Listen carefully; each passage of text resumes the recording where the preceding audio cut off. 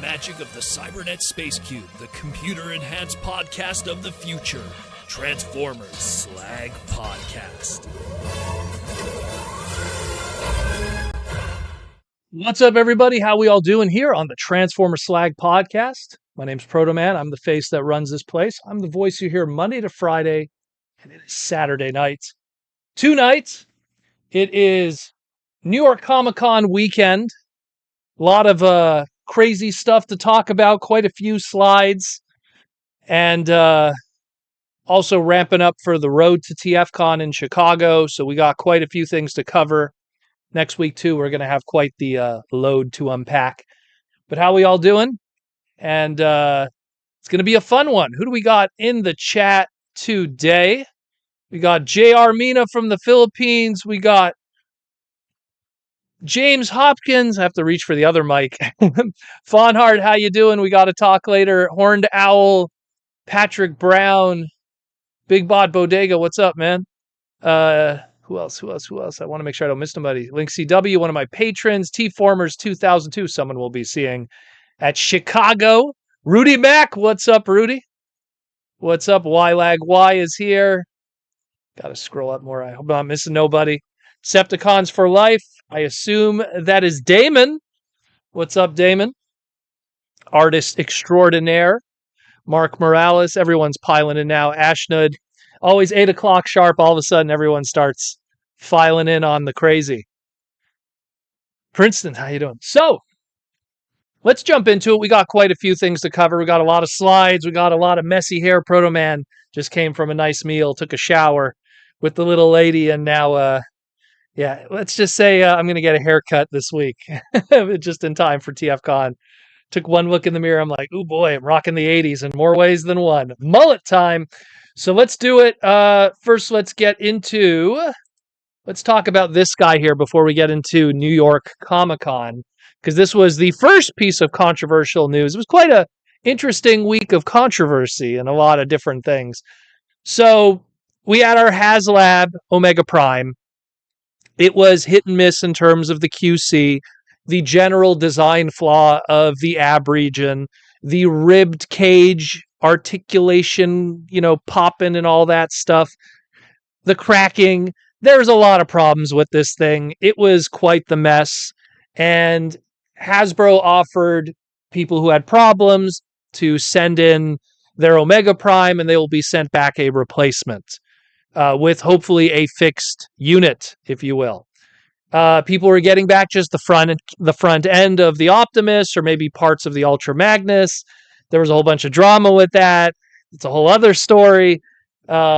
Needless to say, the unit was not remolded.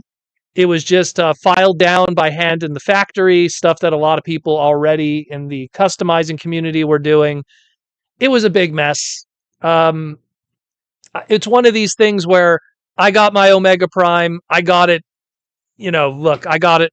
Full transparency. I got mine sent to me for free as a sample from Hasbro. And I was like, well, mine's not broken, but it's probably going to break.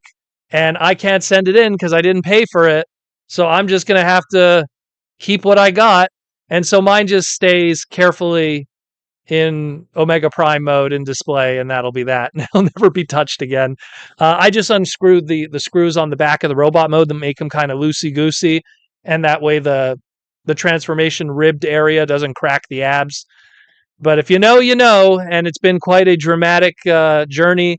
I don't know what I'm going to have to do if later on the yellowing happens, although I have a pretty good climate-controlled room.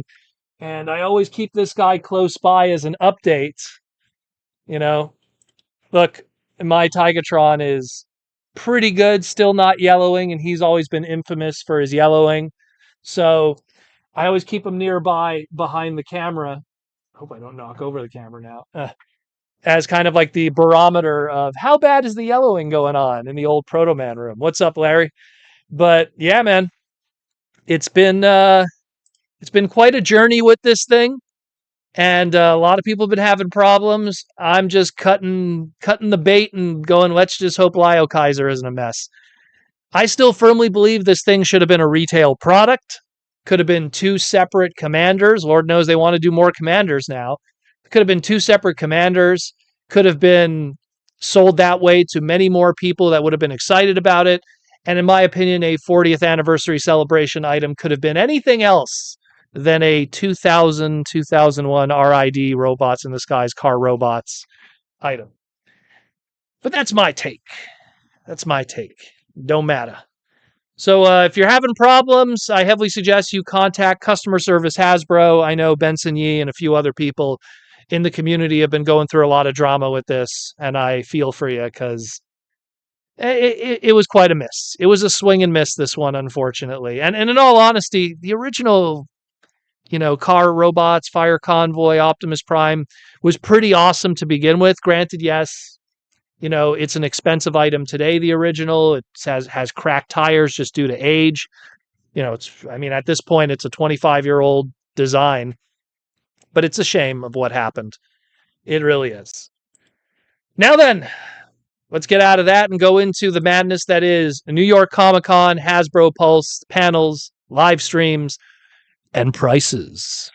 Man, oh man, with the prices.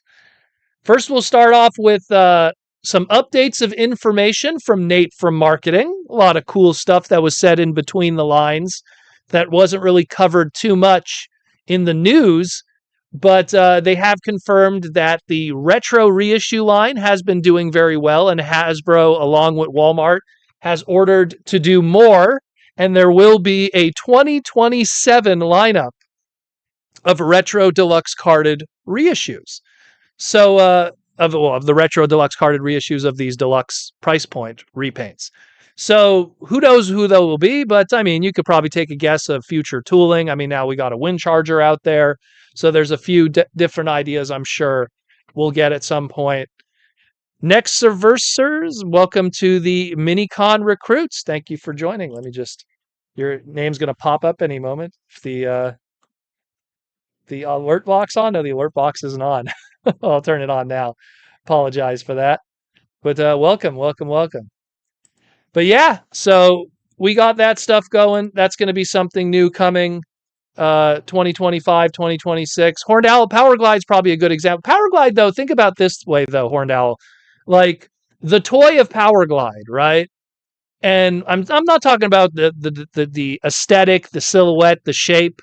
I'm talking like the repaint potential or resculpt. His animation model and how the toy looked, it's not too far apart. You could argue that the tint of the red to the maroon, but it is something where I could see, like Flatline said, like a Swerve, the toy and the animation model, as brief as he was in the show, have a lot more of a difference. So a Swerve could really, benefit of that. That's why I look at stuff like the Outback here and the Sea Spray. I don't really see what more they could do with a regular version, or vice versa for a toy version. A toy version could have existed, but it's not on these card backs. So either way, yeah, if we get a new Cliff Jumper, we'll probably see it on here too. There's plenty more. And we're thinking just like 84, 85. There was 86 characters that sooner or later will probably get added to the mix, like Wheelie over here. Maybe they could expand it out into Decepticon characters at some point. And who will that be? That'll have to be smaller guys. And by smaller Decepticons, you're talking at best, I don't know, combiner limbs. Like it's something where do you go in that deluxe price point of Decepticons that have G1 connections? And, because stuff like Soundwaves, Megatrons, Seeker Jets, they're all in that Voyager and above price point. So it is something that at some point we're going to see purple. We just don't know when. But check it out, yo. Then we got here also something that we saw for the very first time at New York Comic Con. We got to see the Breast Masters, or the Chess Masters, as they like to call it. The Breast Masters in full color, in hand. We've only seen them so far only done as prototypes and, of course, digitally colored stuff through their stock images. So now we have them here in person, looking great. Be nice if they took them out of the chest and had them transformed. Maybe that'll be Sunday. Tomorrow we'll see that, but looking good. I have high hopes for this. because unlike Omega Prime, that was a HasLab item, Omega Prime, look, if you wanted to own the original, there was reissues, and if you really dropped some money, maybe $200 would have got you both an Ultra Magnus and a Optimus Prime from Car Robots, Robots in Disguise, Fire Convoy, God Magnus. Where if you wanted to own an original Lio Kaiser, you're talking $1,000. You're talking GPS on that Kill Bison on the bottom left there, which would be a nightmare. It's something where this was a much needed update, and they look great, and they're screen accurate, and it came with Death Cobra. That's the added edition of Yum. So great stuff. Love it. This is what it should have been. You know, you could argue, hey, this tooling could have been used for retail and it could have been used for individual stuff later on. I could see that. But then what would the repaints be later on? What are we going to do? Rescue Force? Like I always felt like Lio Kaiser already was a little bit of a deep cut for casual fans. The moment you get into Rescue Force, it's even more of a deep cut. And we don't live in a world today, unfortunately, where Transformers could just have like the grandma purchases. Oh, it's a red jet, and that'll be cool for little Timmy. It's like, no, you have to sell to collectors and hardcore fans now. It's a different world. So it is what it is, but I dig it. Hope to see more of this. And the update that we got is we're not going to be seeing our Lio Kaiser until sometime in Q3 2026. So this is going to be the longest wait ever for a HasLab item of 1 year and 7 months. To give context, Omega Prime was 1 year and 3 months to wait to get it in our hands, and everything else, the Victory Saber, the Deathsaurus, and the Unicron was exactly 1 year to 1 year and 1 month. So 1 year and 7 months. That's quite a wait. I'm going to assume it's maybe because of the drama that happened with Omega Prime that they're definitely looking over this guy with a fine-tooth comb to make sure everything is nice and kosher before they send it out. That's my belief, but we will see. We will see with that, but I'm definitely looking forward to it. If anything, just for Death Cobra, because I have you can't see it, but I have a Lio Kaiser original, but I've never had a Death Cobra. So that's awesome stuff. Then we also have Evan and Nate. We're talking about Seeker Jets, and Nate does confirm that in 2026 we will be getting, along with Thundercracker there, we will be getting Skywarp and Starscream in 2026. They will be released during that time. And he's hoping, and that's what we have on his shoulder there, he's hoping that also Sunstorm could be added to that mix because Sunstorm never got a Earthrise equivalency. So maybe Sunstorm could be the next one after the initial 3 Seekers. So that's really cool. And all honesty, I think it's going to happen because they got to use that trademark at some point. So for sure, that's going to pop off. Check that out too. Then, of course, we had some Titan talk. We got to see Grimlock in person at New York Comic Con in full color. He's looking stellar and huge. And Nate did confirm that, the next Titan on the Studio Series side of things is going to be another Age of Extinction Dinobots. It's not confirmed that it's Slug. I'm just going to take a guess that it's Slug. Kind of makes sense from a trademark standpoint in terms of distance, but if they do it in 2027, I could see Slug being the next up at bat. But I mean, I could be wrong on that. There's maybe a blind spot I'm not seeing there. But yeah, it is confirmed the next Studio Series Titan will be an Age of Extinction Dinobot. We just don't know which one, but stay tuned for that. Then, of course, we got a much more crispier image. This came courtesy of their panel. They have a much more clear image now of the Age of the Primes Commander class Onslaught for the Combaticons. We had this exact same image at San Diego Comic-Con in person, but it was kind of blurry. It was more of a teaser image at the time. This one's much more clear, gives you a little bit of all the details and how it's going to go about. And we're going to have our Combaticons soon. We're going to have them pretty much complete. We need to see Swindle. That's the big one. Swindle has been the holdout up to this point. So we'll see him, and then we'll be done and done. And then we had our big reveals, our new items that we didn't know about up to this point. The first one here is Transformers Timeline's Feudal Japan 2-pack.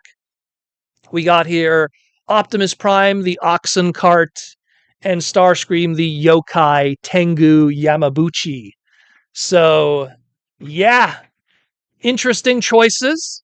I feel like this is probably something that was much more of a collaborative effort with Takara. I know Evan talked about how when they definitely showed it to Takara, they really took complete creative control of this. And I appreciate it. I think it's priced correctly too. It's going to be $59.99. It's going to be $60. So that means you're going to get like what is technically at $60. That should be pretty much like two deluxes with a whole bunch of new tooling and stuff. The Optimus, I mean, he's probably going to be maybe a little larger than the Starscream from what we saw with the photos. I dig that he has something that's trying to be a trailer, like his G1 kind of thing with the oxen. I think it's cool. I mean, I get it. People aren't a fan. Oh, again, the Air Razor kind of sculpting. But I mean, at the end of the day, I think it's kind of cool. It's wacky. It's different. I like the lore implications where it's like instead, and this is again something I made up in my head. This isn't something that's fact from Hasbro. It's just something that if I do get to write a book in the future, well, definitely instead of crashing into Mount St. Hilary, they're going to be crashing into Mount Fuji and waking up in Japan in like the 12th century, So very cool. It's funny because there has been similar stories that have been told in canon, specifically the Master Force pretenders of Metalhawk and Landmine and stuff, or Lander as he was called in Japan. They actually existed during feudal Japan and protected humans there against the yokai, which were the beast pretenders. So that's a whole other deep lore story. I wonder if there could be some crossover with that. Once again, too much ideas in my head. Not enough time. But yeah, good stuff. Good stuff. Check that out. And of course, the other big reveal was the Skybound Energon Universe Optimus Prime that they showed off. We did get some deeper information from the booth as well as the panel with Robert Kirkman. Apparently, this was supposed to be $59.99, and now they decided to make it $79.99.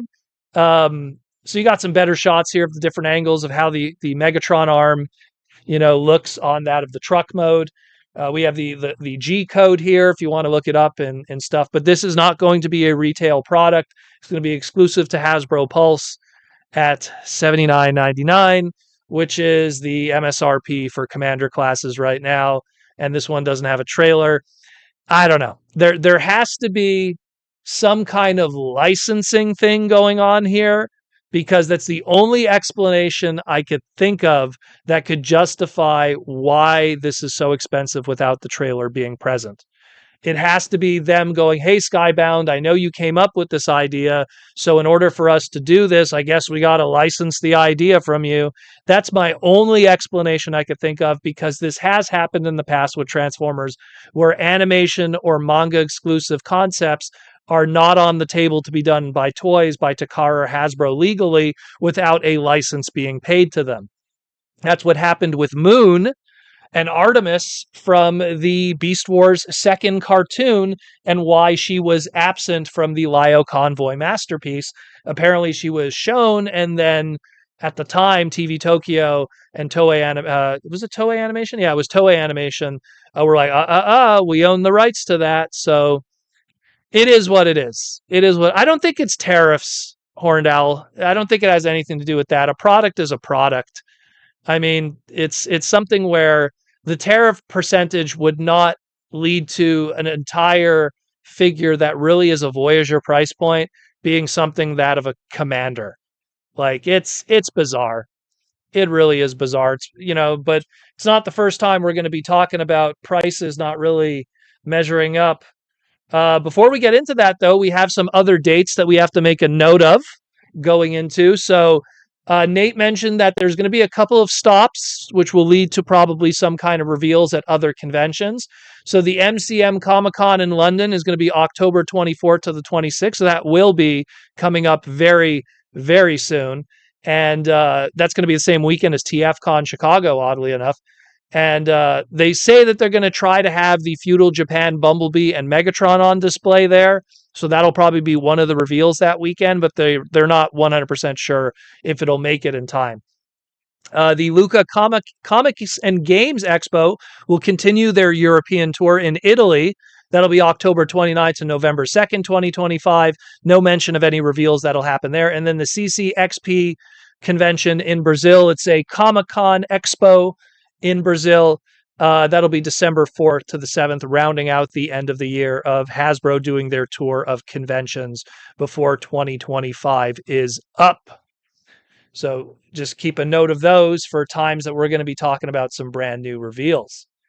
Then, of course, let's go back to talk about pricing for a moment. So then we had also this guy.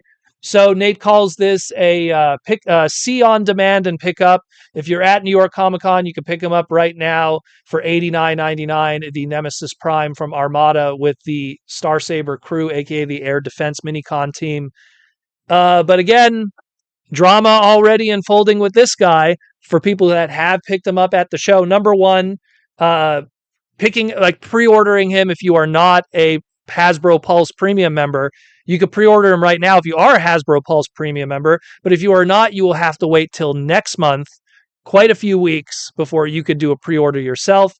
Number two, he's $89.99, which, considering that he is confirmed to not come with a trailer, and the robot mode is pretty much a Voyager scale, and the trailer itself really was a lot of the plastic too. If you have the Armada Optimus Prime Commander class, I mean, he's carrying a lot of the weight to begin with already.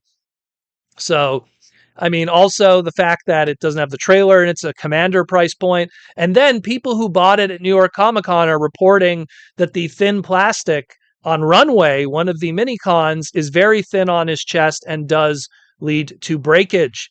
So that is something that if you do pick one up, you're probably going to have to handle it with care and be careful for your $89.99 price point. So far, only an isolated case. One individual had this problem. Maybe it's just an individual case, maybe, and I'm not blaming this individual, but sometimes you have people that are a little bit all thumbs when it comes to Transformers, and those breakages are not that common. I mean, look behind me, okay? I have a lot of Transformer toys. I think I've broken, like, not counting GPS, maybe 2 in my life. So it's something where this could be a QC issue, but we'll see first. I'm going to let's put it this way. I'm going to put it out there that let's do a wait and see on this being an all-around problem. But much like certain masterpieces that have had QC problems, $89.99 to have that's not cool though. So I just hope that's not a overall problem. But the price does seem a little tight, in my opinion. And then we have our latest episode of Cyber World. At the end of the episode, a individual, hasn't been named, but in the credits was credited as Junkyard Ron. When I first saw him in the show, I thought it was Wild Wheel from Cyberverse. But from Cyber World here, apparently judging by the designs here, the shape, the gun that he's holding, this does look like it is going to be our first appearance of Galvatron in this universe. Now, obviously, Galvatron is going to be a different entity from Megatron. So if that's not confusing enough, I don't know what is, but we'll find out next Saturday on Transformers Cyber World. So check that out on the Hasbro YouTube channel.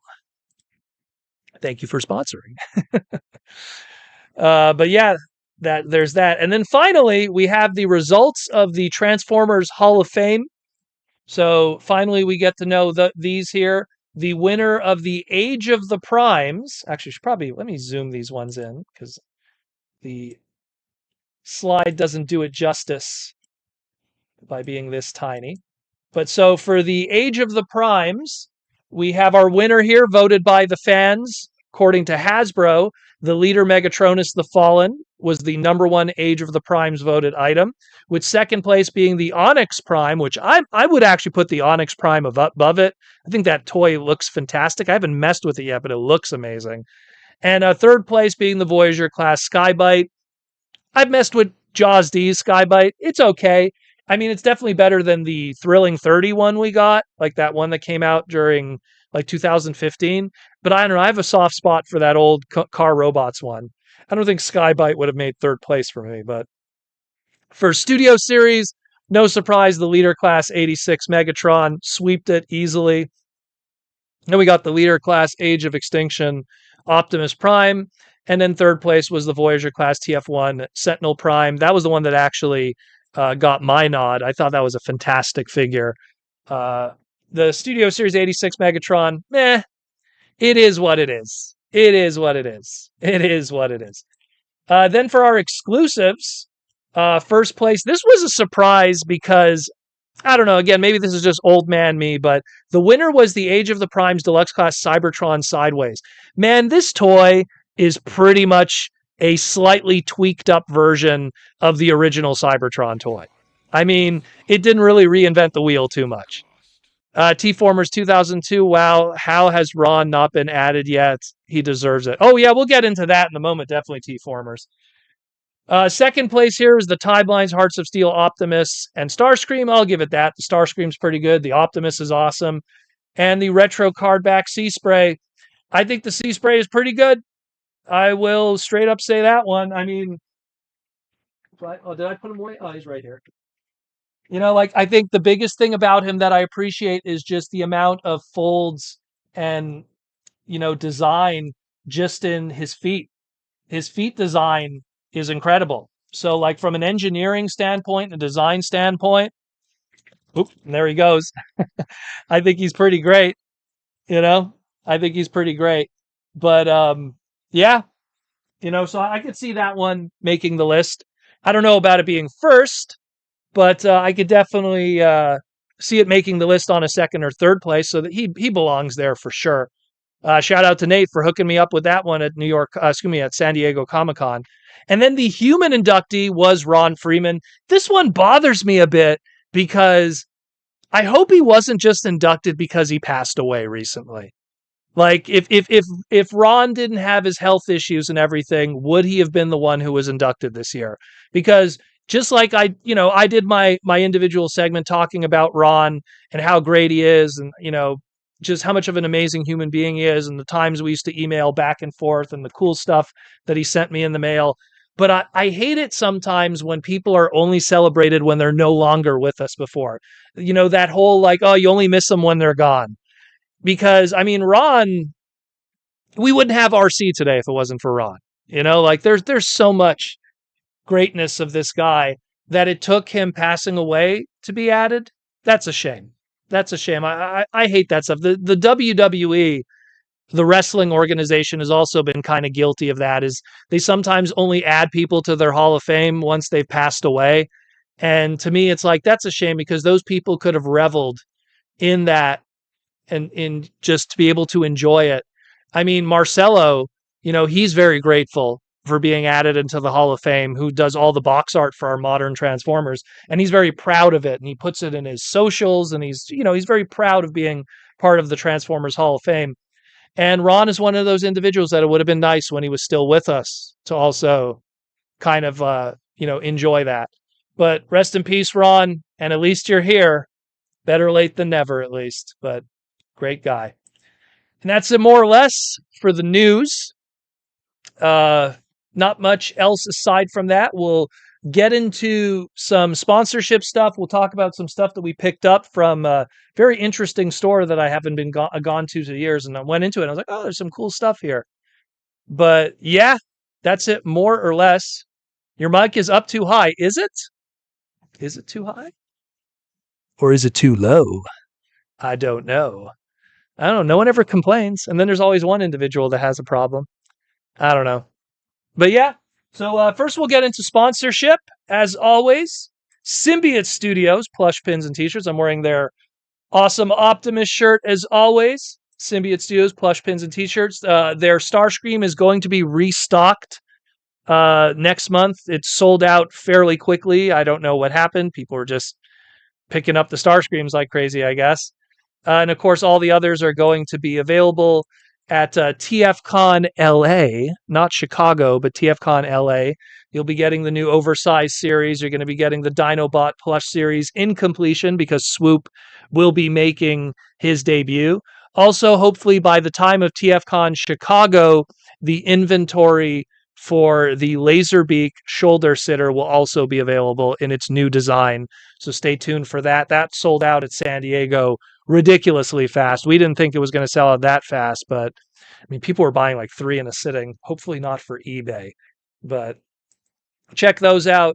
My Little Pony, if you're into that, that's also on Symbiote Studios. And of course, all their video game licenses across them and more to come. Check it out, yo. And then we got Aaron Archer, the Toy Armada with Aaron Archer. Again, we have a special going on right now until TFCon happens. If you love any of his Posca paintings, if you love any of his art books, or any items on his store that he has right now, archermonster.com/shop. If you order anything from it, you get free with any purchase a hand sketched 2x3 card of any character of your choice. Get a hand sketch of your favorite character from the guy who made these characters at Hasbro. Want to get a tidal wave? Want to get a sideways? Want to get a hot shot, a thrust, a Megatron, a Skywarp? He does them all. So pick up something, get a free sketch. Very cool stuff. And again, I heavily suggest you look into it because when TFCon Chicago starts, a lot of the inventory on the website is going to be at Chicago. And history has shown us a lot of this stuff, when it goes to the cons, it gets sold and it gets taken off the store because these are all one-of-one items. So if there has been something you've been itching to pick up, have been sleeping on, I suggest you do it now because, I mean, that Thunder Blast, that's going to disappear. Like that Thunder Blast and that Sideways, man, that's not going to make it past like Chicago. Once that shows up at Chicago, it is gone. It is gone. So definitely take advantage of that. Again, archermonster.com/shop. Pick up some good stuff. Pick up an art book if you can't make it to Chicago and check it out, yo. Really good stuff there. And of course, also stuff that we'll talk about next week. But I got a little comic book out there. It's already kind of sold out everywhere, but we're kind of working on something for Chicago coming up. So stay tuned for that. Stay tuned for that. And that's it for the sponsorship stuff. Let's get into what we got this week, and we'll take some super chats from the fans. We'll open it up to some questions and comments. So me and the little lady, when we went out today, we went to Encore Books and Records. This was a store I used to go to with my father when I was really young. It was a vinyl record and bookstore, and we used to always swing by it. And we were in the area, and I haven't gone there in quite a few years. And I figured I'd swing by and see what was there. And they actually had toys. Wow. They actually had toys. And the toys that they had, oddly enough, were, most of it was junky stuff, but they did have some boxed items at very competitive prices. For $10, still sealed to my knowledge. I mean, the tape isn't cut on it, but the RED Soundwave, $10 Canadian. I asked the owner, I'm like, do you have any more of these? He said that he had the Megatron and the Optimus that was part of the case assortment, but they sold them already. I'm surprised Soundwave wasn't the first that sold because I think he's the nicest of the bunch.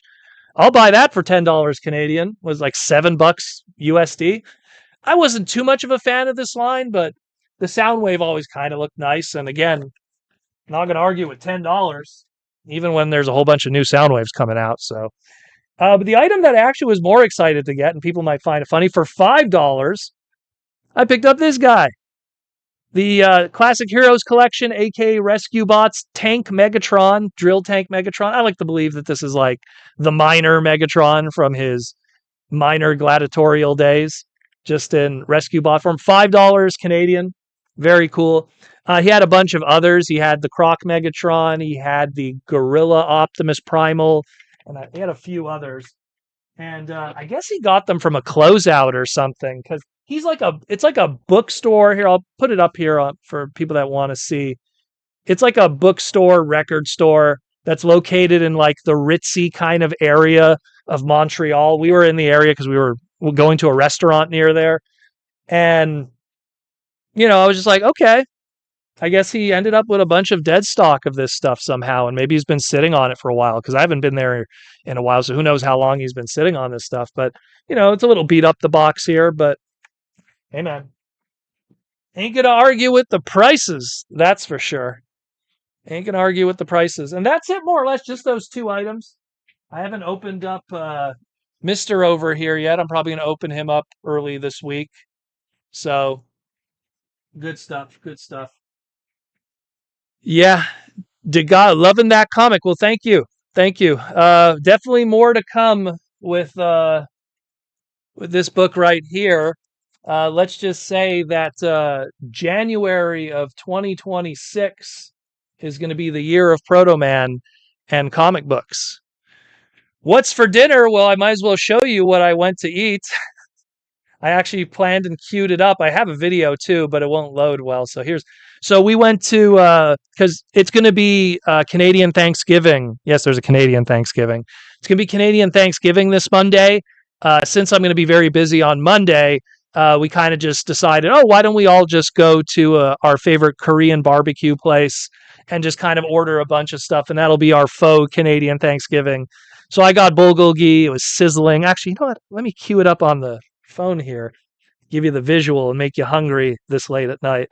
But we got bulgogi. The wife wanted her fried chicken. She wanted the seafood pancake. She got her soup there, which is sunabujige. I know I'm mispronouncing all of this because I am not an Asian person and I don't know what the hell I'm saying or doing.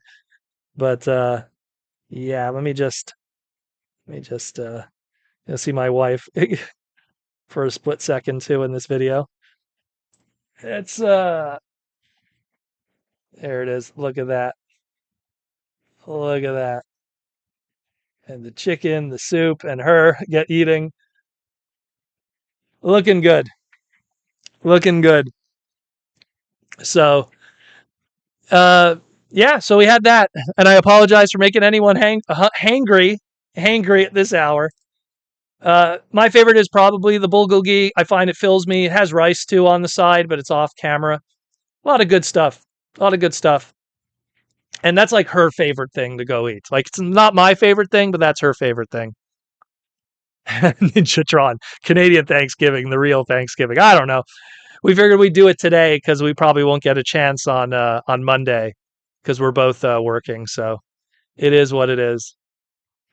You live in Montreal. Where's that restaurant? So it is called Mon Ami, and it is located on Côte Saint-Luc Road, although they have multiple locations around Montreal. I think they have 3 locations, if I remember correctly.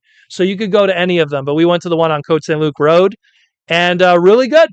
Really good. I love it a lot. It's a really good restaurant. But it's like, that's like, there's always like, hey, if there's like one thing you could eat, like your favorite food, that's hers. She loves that place. So we always go there once in a while, and we figured, oh, Canadian Thanksgiving, let's do something special. So we went all out. Heck, we didn't even finish all of this. We brought a lot of this home because there was just so much food for the two of us.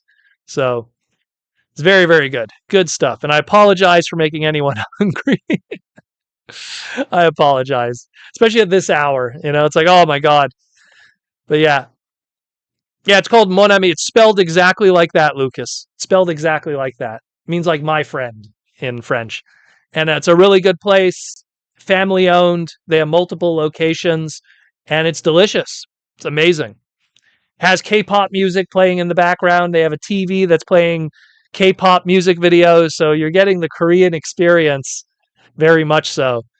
I'm just there for the food, more or less. But yeah, that's it, more or less, in terms of that. But good stuff. Good stuff. T-Formers 2002, I got food coming soon, so it's all good. Oh, well, good then. That's the always thing I worry about, because you guys ask, oh, what did I eat?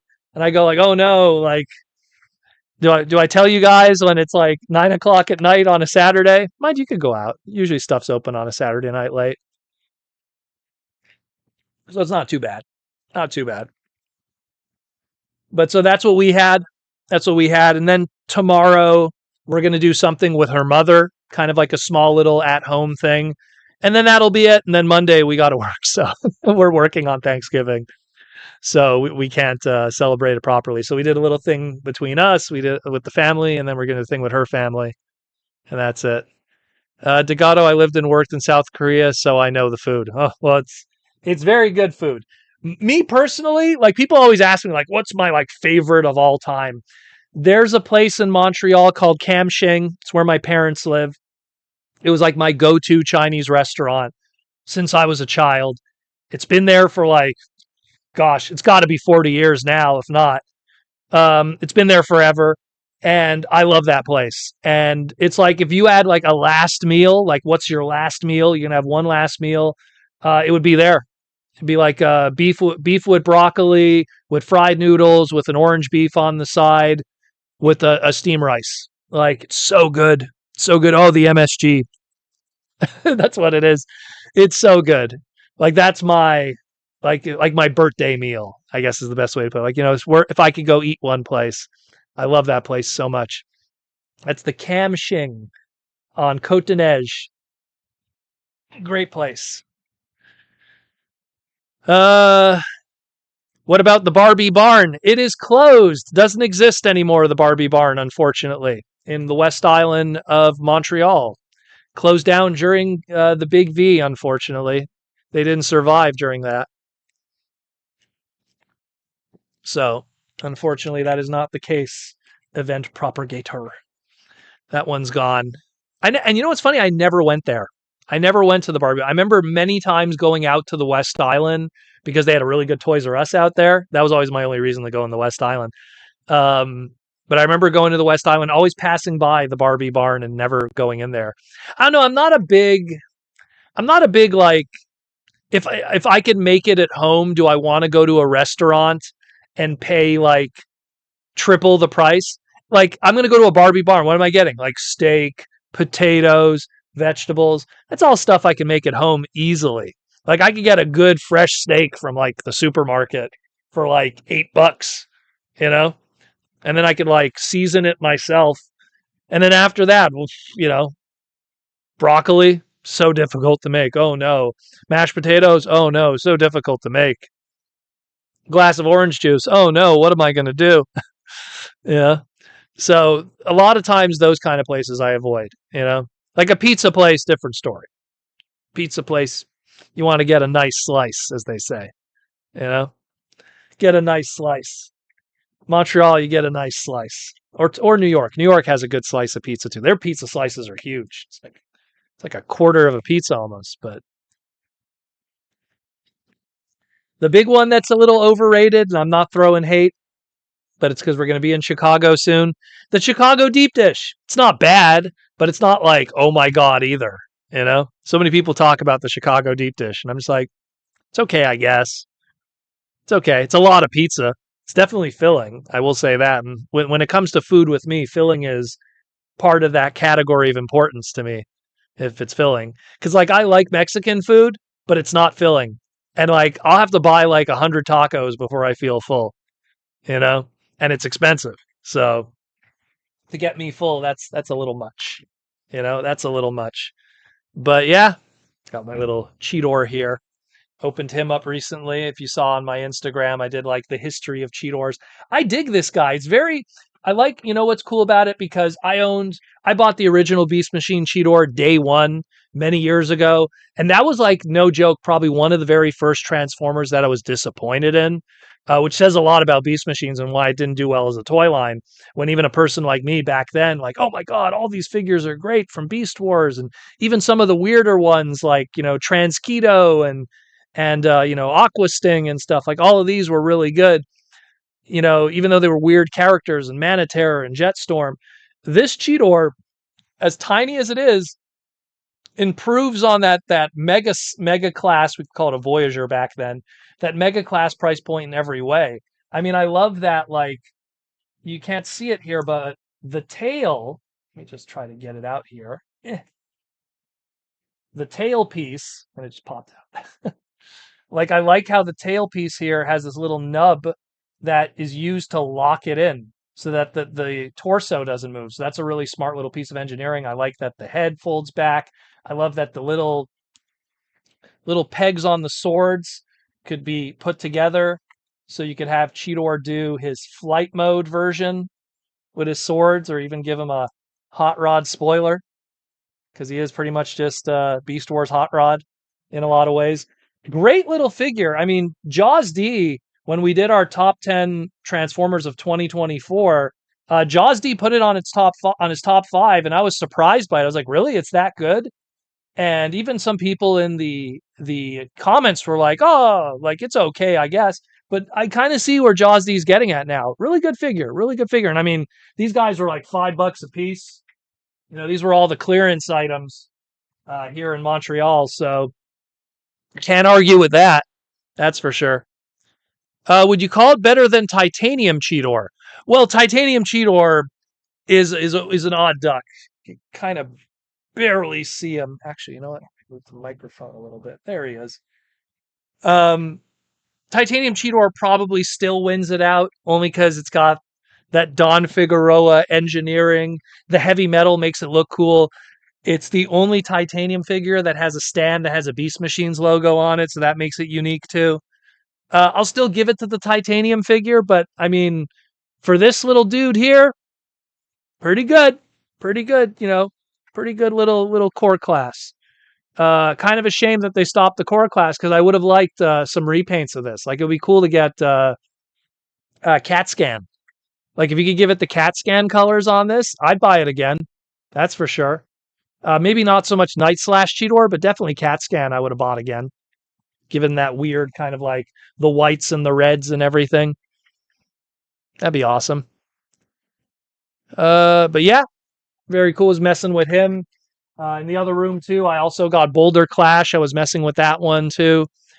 He's in the other room because that's like the photography room, if you want to call it that. So, a lot of good stuff though. A lot of good stuff. Mr. Tankies, how you doing? What's up? Oh man, Tasmanian Kid.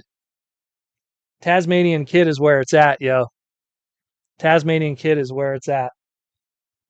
Love that guy. Love him. Love him, love him, love him. That was a fantastic update of a little figure. That was that one I bought full price because I was waiting for him. Because I love him in Beast Wars 2nd, AK Snarl for Beast Wars collectors. Too much of a generic name, I guess. But Tasmanian Kid was awesome. Awesome figure. But definitely I'm going to be opening up this guy. Do some nice photography with him, with some of the other, drill Megatrons throughout the years. Very cool design. I have a deep appreciation for rescue bots and this kind of stuff because sometimes there's almost an art form that exists in the simplicity of Transformers. When you have a price point that's like kind of limited and you have to meet a certain aesthetic and a certain part count, but you still want to make the best product possible, you see some really interesting stuff. It's kind of the same way how certain people love like Lego minifigs because that you see what they try to do within the limitations of an art style. So I dig it a lot. T-Formers 2002, I love that they did Tasmanian Kid over Snarl. Give me Beast Wars 2nd. Well, I mean, it's the same thing, though, to be fair. It was just a naming. The difference between Snarl and Tasmanian Kid, I own both versions of the original. And it's the same toy. The only difference would have been packaging and naming. So, but I just like, I agree with you, though, that I like that they named it Tasmanian Kid over Snarl. Not that they had to, because they probably had a Dinobot coming at that point when they were planning everything. So, I mean, I would have liked it if they did more stuff with the tooling, though. Like, it didn't really get another repaint. Like, there's Bound Rogue, which was a blue repaint of Tasmanian Kid, which you can barely see him in the Robot Masters collection.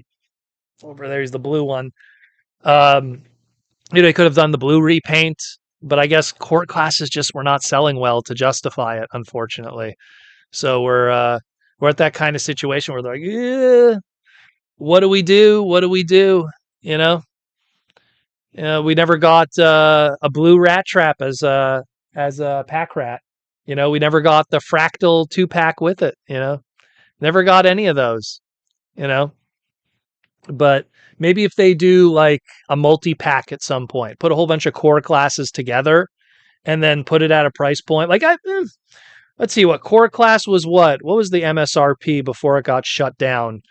It was reaching on $12 at that point. So it's something where if you put a 4-pack together and you charge it at like a Voyager price point because you're saving on packaging, because you could just do a blister. You could do a blister bubble in the front instead of a bubble back. And then you save up money on making it a 4-pack. And then you could do a savings cost. You could do like a Voyager price point, put 4 different repaints.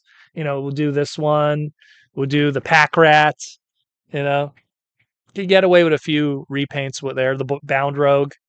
Maybe that's too much blue in one box, but it would be cool. Be very cool. Was it $11.99? Yeah, it was $12. There we go. $12. But yeah, I mean, it'd be cool. It'd be cool. I have a deep appreciation for smaller Transformers. Again, there's just something about by having the limitations of size, it opens up to the creativity where I love masterpieces, but masterpieces have one goal, in my opinion, and that's not to be artistic, that's to be screen accurate. Like that's what try to be as screen accurate possible. The budget is yours to go crazy with. And that's the point of masterpiece. But then when you shrink it all the way down to like micromasters and core class and stuff like that, I like to see the more artistic and, less is more that happens with that. Kind of the same thing with even the Authentics line, where it's like, hey, you're going to have like 3 decos if you're lucky, and 3 pieces of plastic if you're lucky.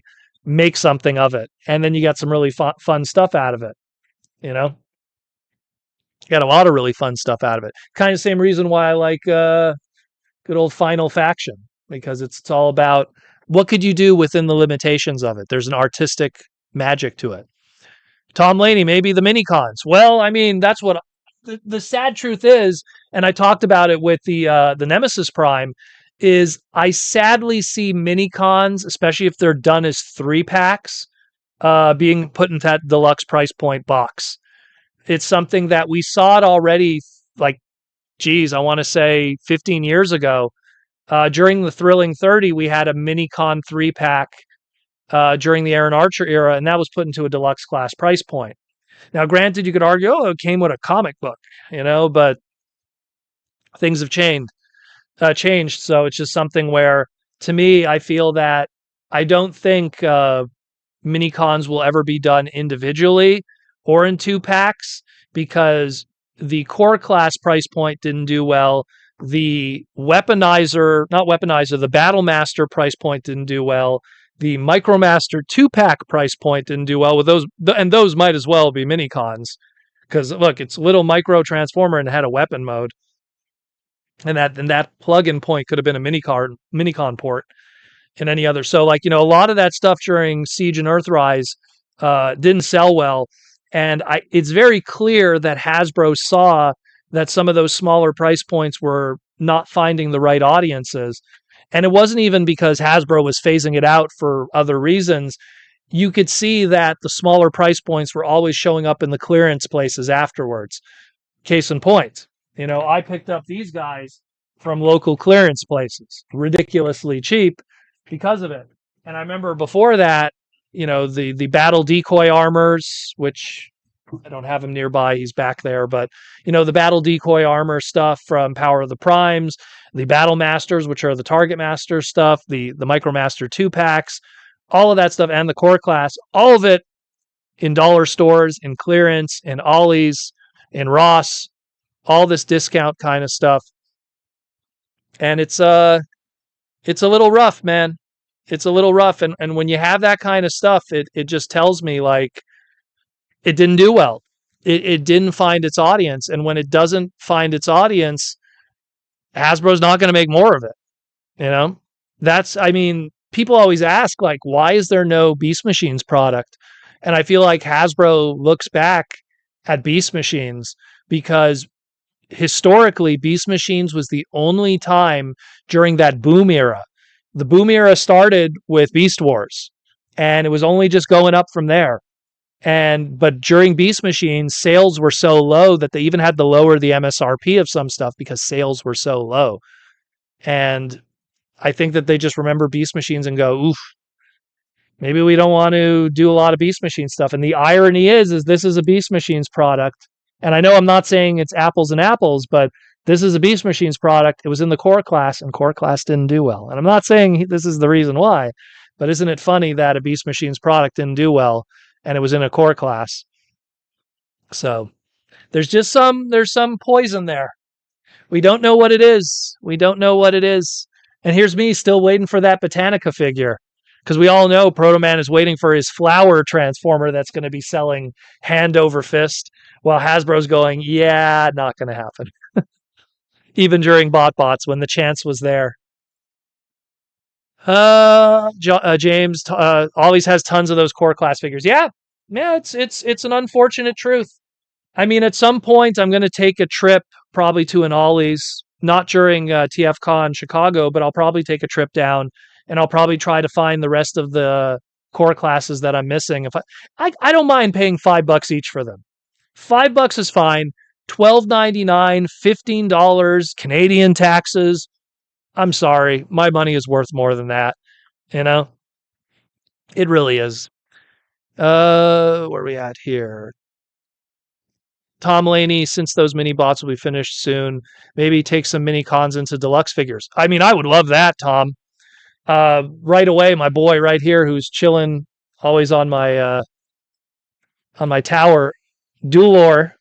I would love if Duelor got the deluxe class treatment. Easily my favorite mini con because of the comics back in the day. The old Dreamwave Armada comics made Duelor such a cool character. Absolutely useless in the cartoon. He was just a background beeping and booping character at best. But in the show, in the comic, he was actually like a formidable force. And I would love to see a deluxe class Duelor. That would be really cool. Yeah, you never know. One day, everything gets bigger and bigger. That's what we keep noticing. You know, we had our Dinobots at deluxes, then they became Voyagers. Now we have leaders. You know, everything happens sooner or later like that. Where are we at here? T-Formers 2002 Beast Machines, ironically, has more updates to characters in the last 20 years than Energon. Well, yeah, let me think about that. That's kind of true. I mean, we're not going to talk about a Snowcat HasLab G.I. Joe, because that doesn't count. But let me see. So we have the Megatron. Gosh, you might be right. Megatron. Did anyone else get an update? Huh. I guess you're right. Yeah. No one else really got an update until we get a black repaint of HasLab Unicron, which let's talk about that for a moment. Not related to the Transformer world, but it is related to the Transformer world.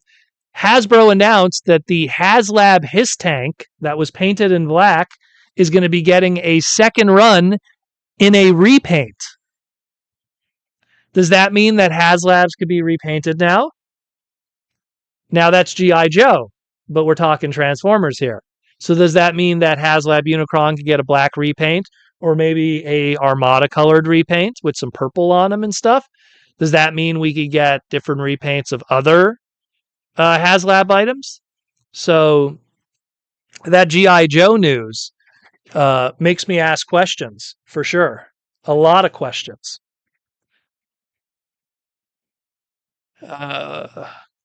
Let's see, where are we at here? Ashnud, I want Energon Starscream. Well, that'd be cool if it could have like the little damage on it, and because Energon Starscream is so not symmetrical with the design that it would have worked out well. It's almost funny. The Reactivate video game Starscream would have probably worked very well for an Energon Starscream. Well, I guess if they want to get back some of that tooling, maybe they could do something with it. Because Lord knows that game didn't work out, unfortunately. Splendid Convoy. Yep. Got that piece right here. Yeah. Did that with a photo shoot recently. You want to talk about cracking of rubber tires right here. None there. Splendid Convoy for sure. I'd be down for that. You know, I'd be 200% down for Splendid Convoy to get an update because that figure, oh boy, that figure in the secondary market today, because that was a Costco exclusive. Did I get that? Yeah, it was Costco because the small version was Walmart. That was a Costco exclusive. I bought the yellow Optimus. I didn't get the black parted Ultra Magnus because I thought it looked too similar. Years later, kind of regret that now. And then the wheels on that one, for whatever reason, cracked much quicker than all my other ones. I have my Japanese Fire Convoy. I have my American Optimus Prime. Neither of them, the wheels cracked on it. But this one, crackety crack crack. So kind of a shame. And then so I go looking for, reach over here for that. I went looking for a replacement, and his prices, ooh boy, or her prices, excuse me. It's been retconned into a female character. Yeah, my goodness, expensive, but cool figure, Yellow seems to work for it. Works well with the chrome and everything. First of all, that figure is amazing to begin with. So anything afterwards, any color scheme, black, blue, purple, it's gonna look good. T-Formers 2002, there's probably a good chance that his tank will be short of budget release 2, less accessories and no lights. Well, I mean, okay, so then let's say with the Unicron, right? Let's say the Unicron didn't have the interchangeable pieces for the face, right? Like all those little battle damage face stuff. Let's say it didn't come with the stand with the little ships and the little slugs and all of that. Let's get rid of all of that. Like simplify it. Let's say it doesn't come with the stand. Let's say we don't need the stand. We're going to keep it only in robot mode, and the planet mode is just going to have to flop on the floor. Like that stand alone. Oh God, how much plastic is that stand? That stand is more plastic than probably 90% of deluxes and below Transformers. So there's probably ways you could cost cut with the HasLab Unicron, and then unfortunately, I think if you cost cut it, it's still probably going to be the same price of the original. What was it, $5.99? Because inflation since then, since pre-COVID. Ugh. Ugh. Ugh. But yeah. Event propagator with the $2 super chat. Dr. Wu is making a Sunrunner and Flak Micromaster. Well, Dr. Wu is making all kinds of great stuff. I remember I was at TFCon Toronto, and I was going by the Chosen Primes booth, and I was seeing a lot of their Dr. Wu stuff in packaging.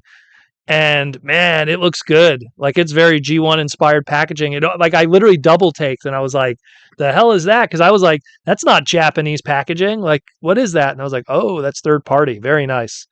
Very nice. A lot of good stuff from them. A lot of good stuff. I'm not a big third party guy, but I really respect the design, the hustle. Like there's so much going on there that it's just like, man, I love what I see. I love what I see. And I do buy third party, but it's got to be like weird. It's got to be like, oh, Hasbro's not doing this. Hasbro's like when they did that Batman third party like one there for TFCon, gosh, 17? I think it was. I picked up that one, and now there's going to be a Batman crossover at some point, which I thought was going to be revealed at New York Comic Con, Gotham, New York. That's what I thought, but I guess not, unless that rumor wasn't true. Clyde says the Arctic Hiss tank looks really nice. Oh, it does. It looks great. I want to see what some of the tiers are, though, because I hope that there's no Joe figures that are included with it. I don't pick up the vehicles because I just don't have the space, nor do I want to pay for them. But a lot of times they might include exclusive 6-inch figures that interest me. Like the Rattler had that exclusive Baroness, and I still haven't seen someone that's selling it individually for a good price. But, that's stuff that interests me. And that Rattler looks really cool. I mean, that's that issue of him. I think it was what was his name? Wild Wing? No, not Wild Wing. What was the name of the pilot that went up against Ace in that issue of the G.I. Joe comics? It was that flight issue where they were beating each other and then they saluted each other because they both beat each other evenly. Wild Weasel? I think it was Wild Weasel. Some Joe fan help me out here. I think it was Wild Weasel against Ace. Or I could be wrong. But that's a great issue. I haven't read it in like forever. Great Larry Hama issue. Go and read that issue if you can. Really, really good. So I was right. Wild Weasel. Okay. That's what I thought. It was Wild Weasel and Ace, I think. Great issue. I think it was issue number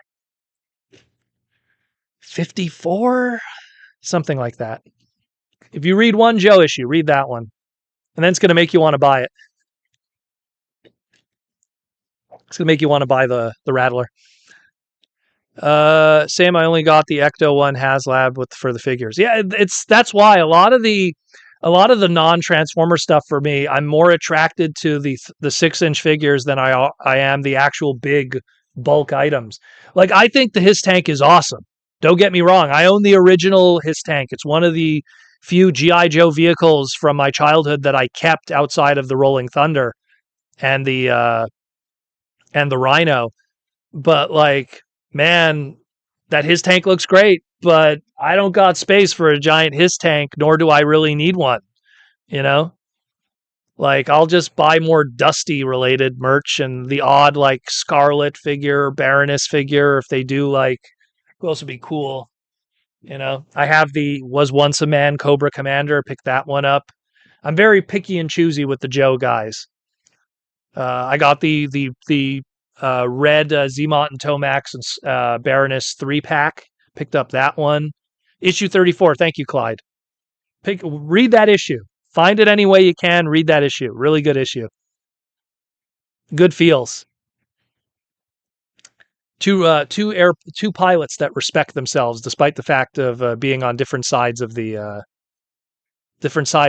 line. Tom Laney picked up the Cyber World Scorponok. Great figure. Has a lever gimmick that's like the Stomp and Chomp Grimlock. I want to pick that thing up. Apparently, it's on sale right now at Walmart, but it's only on sale at Walmart in the United States for $30. So I'm going to try to figure out a way to get that guy. $30 for Scorponok. I'll pay that. Because I love, look, all the Cyber World guys, man. Like, I keep all these dudes nearby. I think they're super fun. Now that Scourge is not Scourge. I call him Scourge because he looks like Scourge. Now that Galvatron's going to be part of the mix, I'm probably going to want to pick him up. Like, I'm only picking up the figures that appear in the show. If there's designs or figures that don't appear in the show, I don't pick those up. Like, I think that green Megatron, I don't think that's going to probably be a show thing. But, you know, all the others I'm definitely interested in picking up. And the Scorponok for sure. Because I think Scorponok is 30 and now Grimlock is down to 15. He's on clearance too. So don't mind getting those. Next for Verser, Big Convoy will be the most hot item leader class Age of the Primes line in 2026. Well, Big Convoy looks really good. And not to mention because, you know, first of all, the original Big Convoy was easily a 10 out of 10 Beast Wars figure.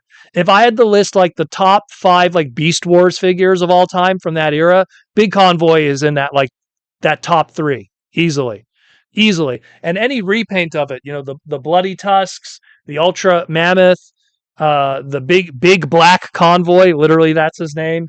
All of those amazing figures, all of them, every repaint of it, the Matrix gimmick, the big cannon, all of that stuff.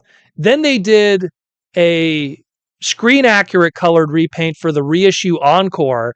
Came with even more accessories. Came with a screen accurate Matrix powered big cannon. That was incredible. Now they have this coming out, which is even better in my opinion. Man, like, it looks really good. The only thing I'm hoping for, maybe one day, and it's hard to say because I think Lio Convoy, the masterpiece, didn't sell well, but it would be cool if we ever got a masterpiece of Big Convoy. But Lio Convoy didn't sell well.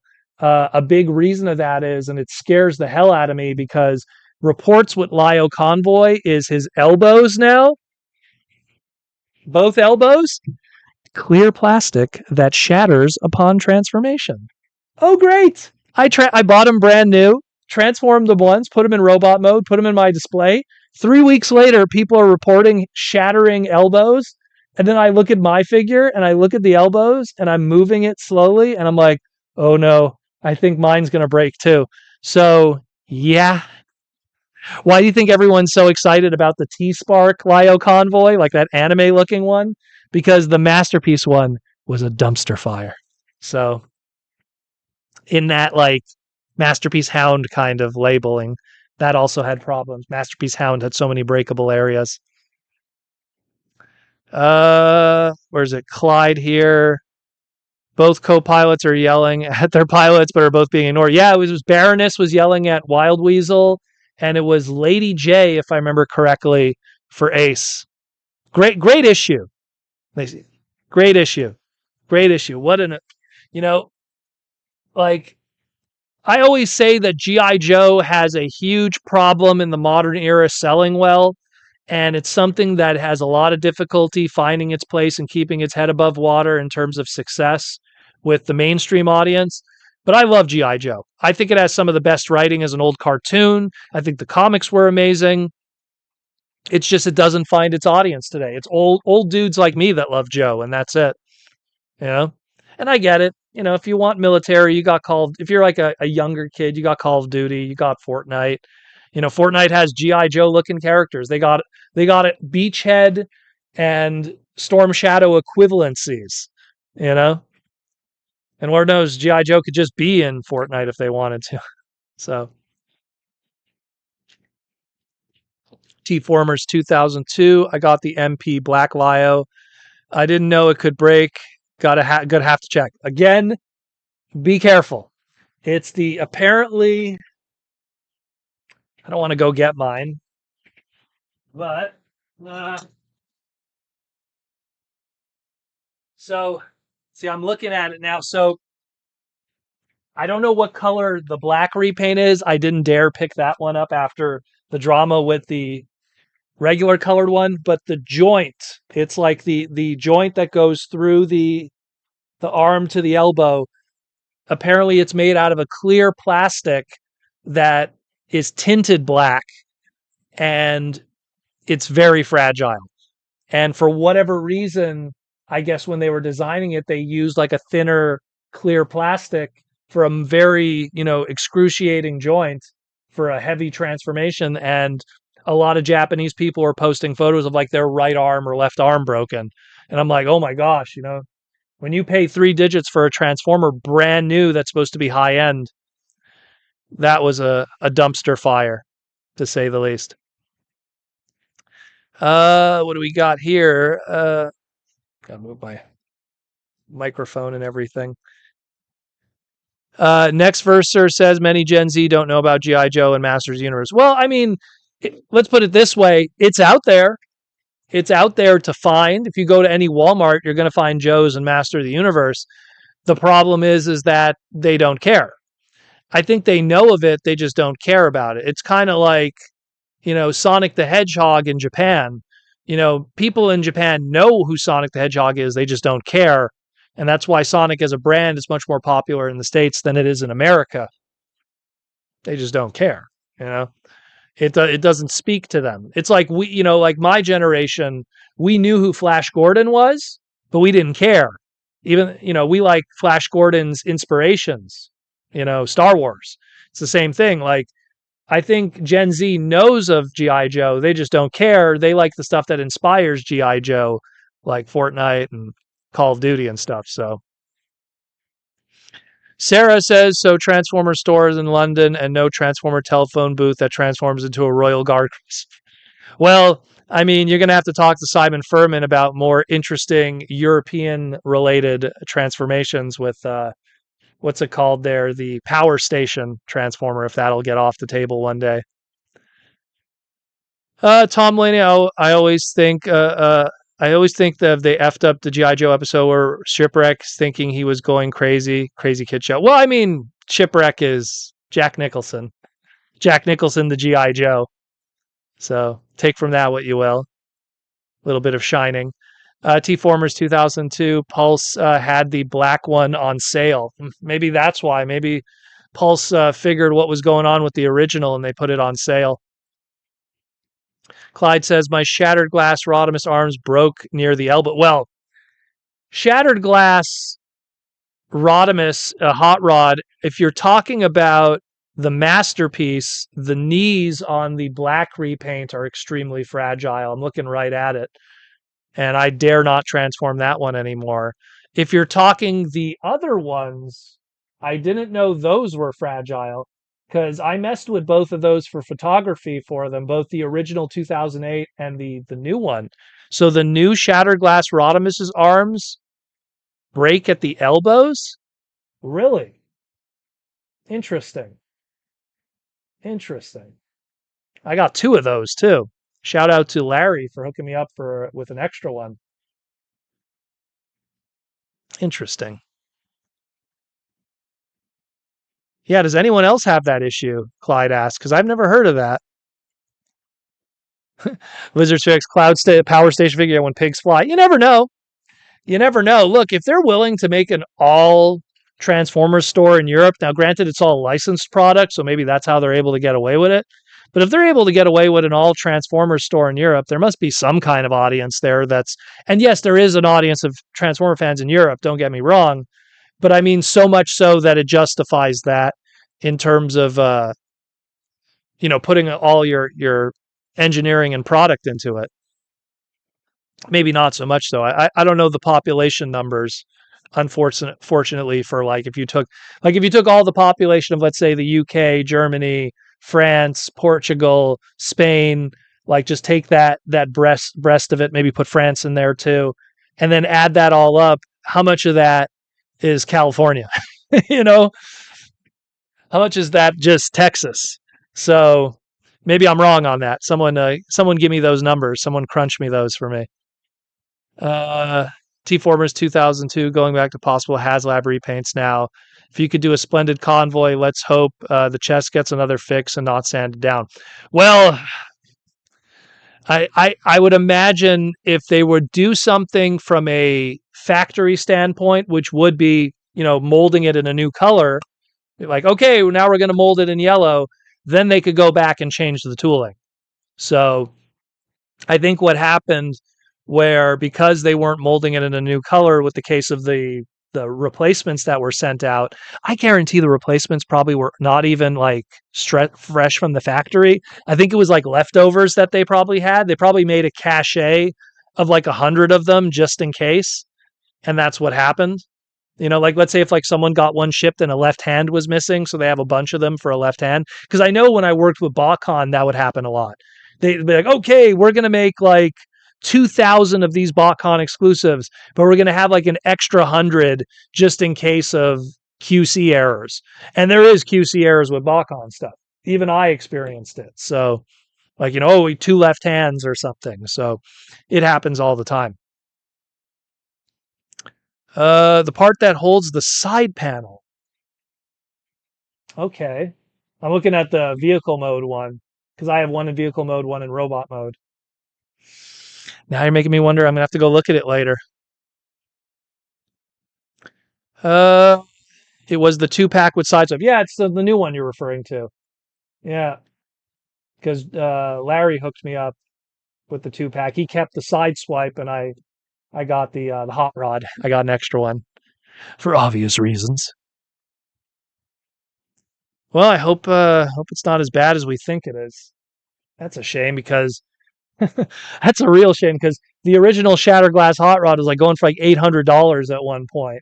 So it's okay, this new one comes out and softens the value because that hot rod, that Studio Series hot rod is one of the greatest Transformer toys ever made. No bias, of course. But man, if that's true that it has breakage problems, that sucks. And if it has breakage problems, then it begs the question, do we want to see any other repaints of that hot rod if that same kind of problem carries over? Because we were going to get that toy colored hot rod in the Speedia 500 collection, and that one never happened. And they're still trying to find a place to put it, which is a shame because that figure is amazing. No bias, of course. That figure is amazing. But yeah, we're coming up on TFCon soon. Literally, 2 weeks away? Not even. So next week will probably be the last live stream before we start the TFCon weekend. So we'll have one last live stream next week, and then TFCon weekend will happen, which we won't have a live stream on the Saturday. I'll probably do something earlier in the week before I fly out in a jet plane to Chicago. But it's going to be some fun stuff. A lot of cool people there. Next week when we do the live stream, next week we'll we'll kind of like recap all the stuff that's going to be at TFCon because not all the guests have been announced yet. Not all the exclusives have been announced yet. So we'll kind of do a recap next week of what's going to be TFCon Chicago. If you are near the local Chicago area, I heavily suggest coming on down. I mean, if you're like within a 5-hour drive, I can't see why not. I can't see why not. Next for Verser, very won't it waiting for upcoming Studio Series 86 anniversary leader Optimus Prime and Studio Series 86 anniversary class Voyager class hot rod. Are they gonna? They'll probably do reissues of those. The hot rod. It's funny because that was a Wave 1 release, and usually Wave 1 is plentiful, right? So that was a Wave 1 release, and it sold so ridiculously well that people were like, oh man, like it's going up in value in the secondary market. So Hasbro did a reissue of it for, I think it was like the 2023 Studio Series lineup. They did like a reissue of it, and it was reissued in a smaller packaging, and then that sold like crazy. And now he still goes for like, I think the secondary market on a brand new Studio Series hot rod, I mean, I think it's like $80 now or something, which is crazy when you think about it for a Voyager, but it's a really good figure. It's easily better than the masterpieces, which says a lot, The masterpieces could learn a thing or two from that. Sarah, Transformers are 3 toys in one, a dinosaur, a robot, and a puzzle. And now with generations that don't want to transform it because they're scared that they'll break. Man, that's why blockies are so popular. Well, I mean, the breaking thing happens because of poor engineering ideas. Like I said before, I've in my entire life of transforming the thousands of Transformers I own, and I literally mean thousands, I've maybe broken, like I said, 3 to 5 items, and that's including GPS. So, I mean, gosh, what broke? What broke? What legitimately broke that was like garbage? I'm trying to remember of a few, but you know, definitely a lot of the GPS ones for sure. The Grimlock, the Beast Wars Grimlock, some of the Star Wars Transformers were poorly designed to begin with, but that wasn't the Hasbro team from Transformers that worked on those. But rough stuff. James Hopkins, how many third-party stuff do you have? Not a lot. Like literally, I could fit every third-party Transformer I own into like one DTOF. Like I have thousands of Transformers, but most of it is stuff that I worked on. So I worked on a lot of third-party Transformers for TFCon. So I own all of those because I worked on them. So I obviously get one. Oh, lucky me, I get at least one. So I have those. And then outside of that, in terms that I independently chose to get, a lot of them were hot rod related ones. DX9 Carry probably being one of my favorite. City Commander, some of the old stuff. I even worked on here. I think I've showed this before because when third party was a new thing, it was very fascinating to me, and I was buying almost everything third party. So there's 2 Transformer books here. The first one, Transforming Collections by Philip Reed, and then Transforming Expectations.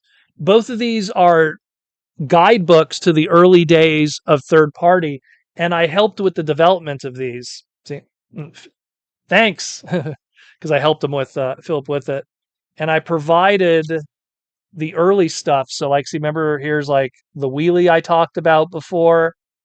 Let's get to. Yeah, these were from photos by Proto Man.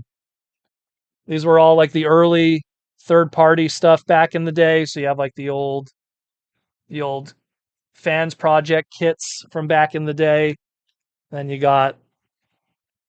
It's a great book. It's all the early history of third party.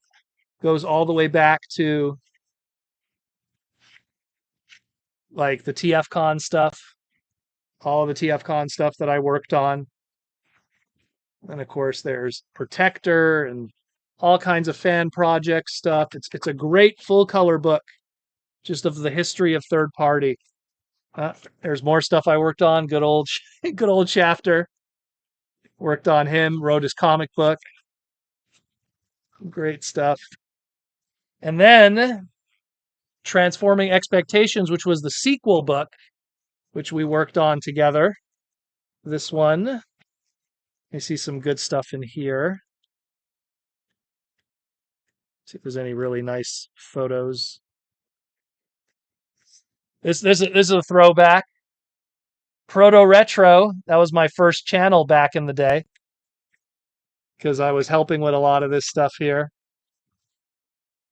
So much good stuff back in the day. That good old Wheelie, the Fallen, the Swerves. So much good stuff here. These books are very tough to find now, but if you could find them cheap, they are fantastic. And it's sad because I had extra copies of these because I helped out with them, and then I like sold them for like nothing at like a TF con. I think I sold them like because they were, I think Reed gave me like 10 of each. And so I brought them to like a TF con. I was selling them for like $15 a piece. And now like they're like impossible to find those books. But they're really cool. They're really cool, and they show like the whole history. So like the early days of third party, I was really into it from the designing standpoint. But then as it got bigger and bigger, I was like, okay, I'm going to be picky and choosy, and really I'm only going to look at stuff that really speak to me. But my goodness, like a lot of good stuff there from back in the day. A lot of good stuff. I worked on the GoBot stuff. I don't think it's in this book. I think it was in something we were going to work on in the future, but it never happened. But like the GoBot repaints of these two, pretty much, which was Roswell, aka Pathfinder, and Vanguardian, aka Vanguard from the Brawn. Two little great figures. And this guy here, good old auto roller. Good stuff. Let's see. Where are we at? Why Lag Why? That studio series, Hot Rod single-handedly got me into collecting heavily for Transformers again. Such a joy, that one toy. It's, again, no bias, but it's one of the best Transformer toys ever made, in my opinion. As someone who's owned every single Hot Rod toy, every single design, statue, everything, it's amazing the evolution of that figure. Clyde Proto, have you gotten the newest Blockies Hot Rod Galaxy scale? The only one that I have is the Defender one, the small one. Fawn Heart supposedly is going to hook me up with some of those. I don't know which ones I'm getting. I'll have to make a note of that. I'll have to make a note of that in the future of which ones I'm missing. Now, there's Fawn Heart there, yeah. Fawn Heart's going to hook me up with them. I'm going to try to get also the Chase ones and stuff, and the coin, and whatever I'm missing, I'll put it on my list. I have like a little text file on my desktop of what I'm missing to try to complete it. I love Blockies. They're so cool. Clyde, good to see figures of the whole wave is great. Yeah. It's fantastic. Fantastic. An introduction to unofficial Transformer toys and accessories. When was this book? When did we do this? This was years ago. When did we do this? God, it has my old website on there and everything. This was a long time ago I did this book. I don't know. It was so long ago when we did this. Reed, you didn't put a date on this? Oh, well. I don't remember. It was definitely before the podcast. For me to put my old YouTube channel on there, it's definitely before the podcast existed. So, the good old days. Amazon has Transformation collections in stock for $43. Oh, that's not bad then. I mean, it's a hardcover book, full color, tons of pages. And Reed comes to a lot of the TF cons. Reed was at TFCon Baltimore, so you could get him to sign it, and then you could get me to sign it. If TJ Duckett is there, I don't know if TJ Duckett's still in the Transformer fandom, but you could get him to sign it because he did a lot of photography for these. So cool little book. Cool little fun book. Josh Perez could sign it too, but he's at some of the TF cons because he did some of the art for the third party stuff. So there's a few people you could get to sign if you pick it up. Fawn Heart, I need to get the package sent to Proto Man, just recovering from eye surgery. Hey man, take your time. There's no rush anyways, because let's say if you shipped it out today, it'll probably arrive around the time of TFCon and I won't be around. So take your time. There's no rush. Heal up. That's more important. Sight is more important than toys. Tom Laney, they need to update those books. Oh, are you kidding? So Transformation Expectations was the second volume. And what was the newest items here? Oh, goodness. The Impossible Toys figures. So we're talking, oh boy, that's 2009. So these books are already 16 years old. Goodness. Oh, look at Sonicron. Sonicron's in here. Those are great ones that no one has anymore. So many. There it is. There's the repaints. There's Vanguardian. I was single-handedly responsible for the design of this figure, his repaint, his comic book. I would love to see Braun get this paint scheme. Although I'm not a fan of the pink, needs to be a little more red. But man, loved that figure. Loved working on that one. That was because I love Vanguard from GoBots, and to make that happen was a dream. Worked on these guys, Protoform X and Prototype Z. You could take a guess where Prototype and Protoform, the Proto Man colors. Worked on those, did the bios for those too. Those were TFCon exclusives. Having a lot of fun with those. That was the cool thing. When you worked with third party, you were able to kind of do your own spin on stuff, have fun, low production run. Always good. Jake with the $5 super chat. How you doing, Jake? Thank you for the $5 super chat.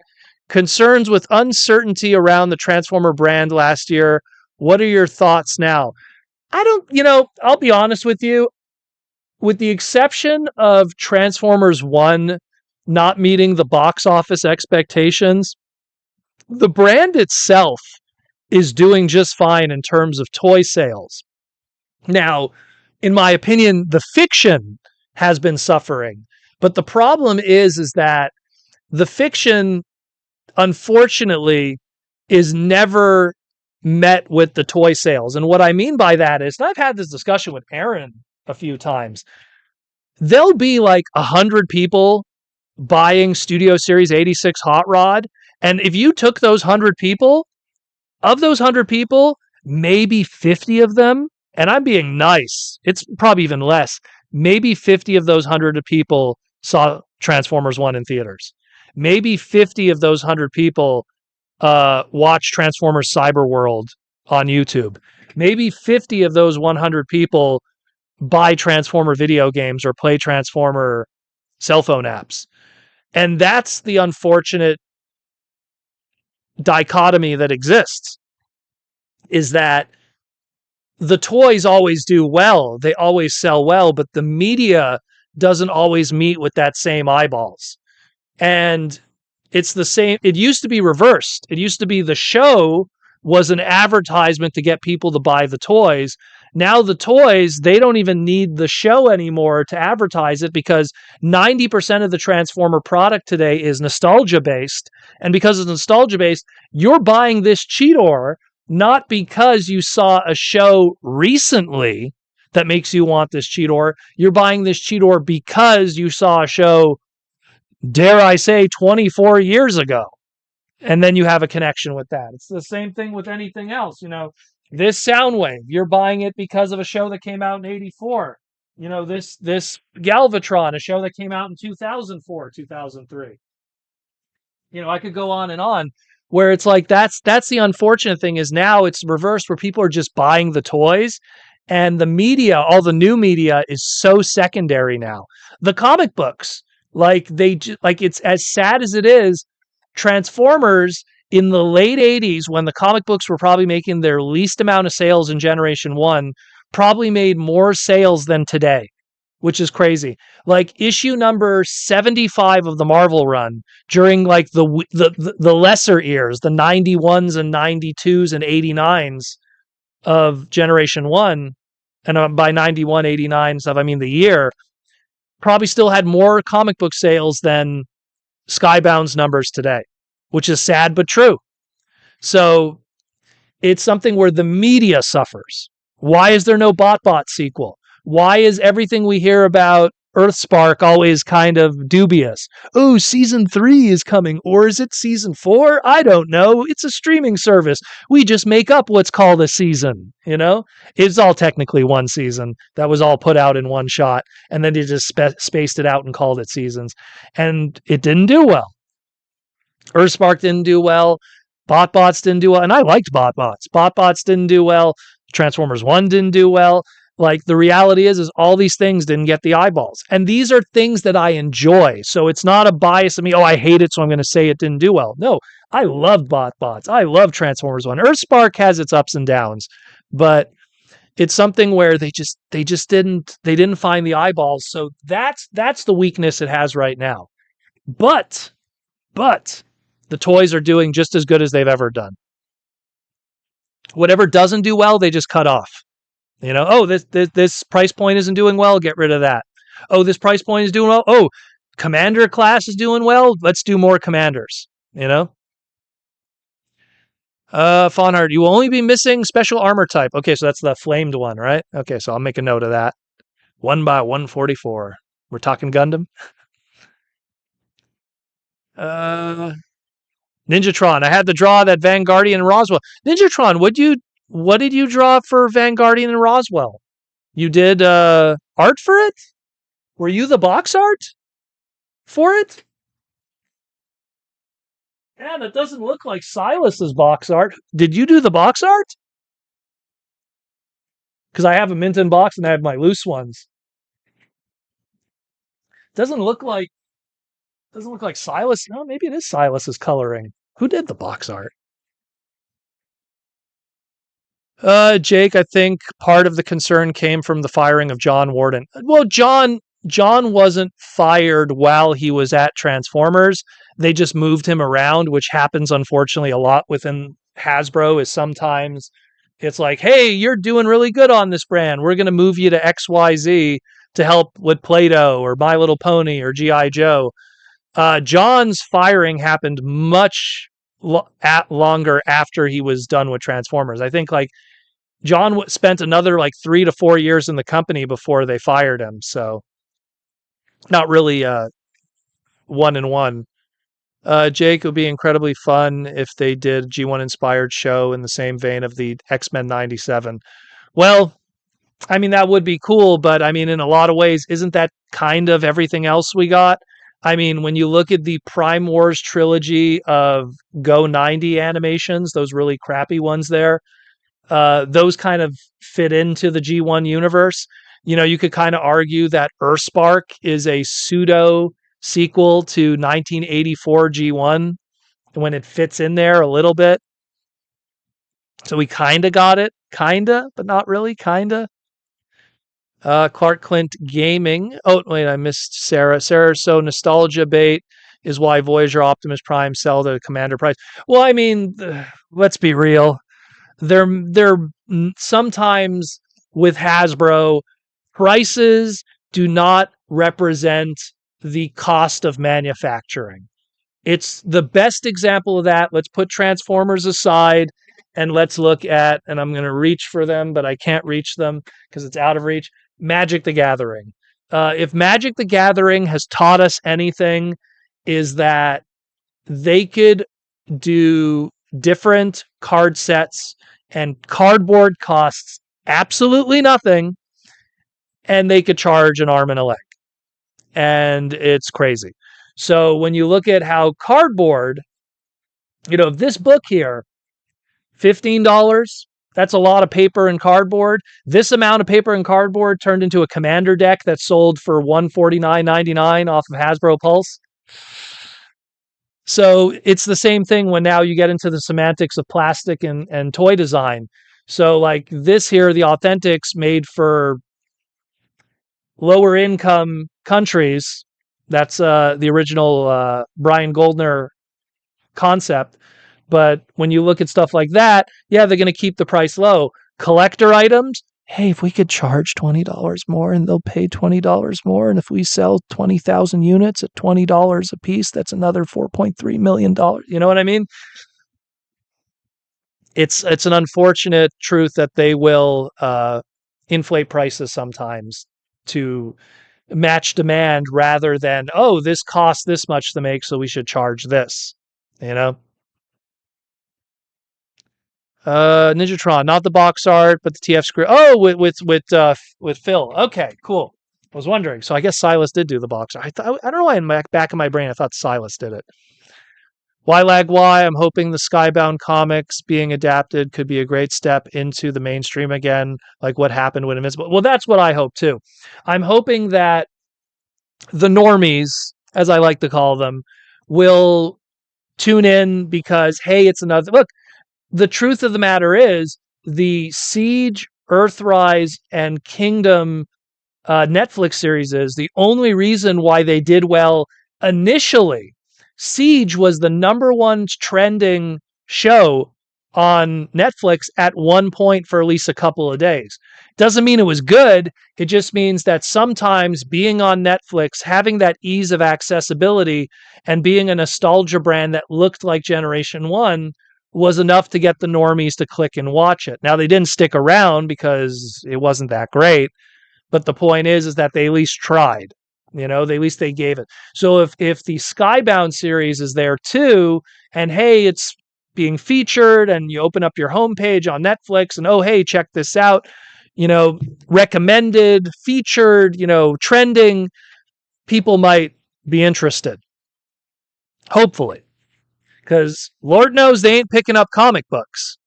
That, you know, there is no better indication than the Marvel movies and the Marvel Cinematic Universe than a terrible correlation.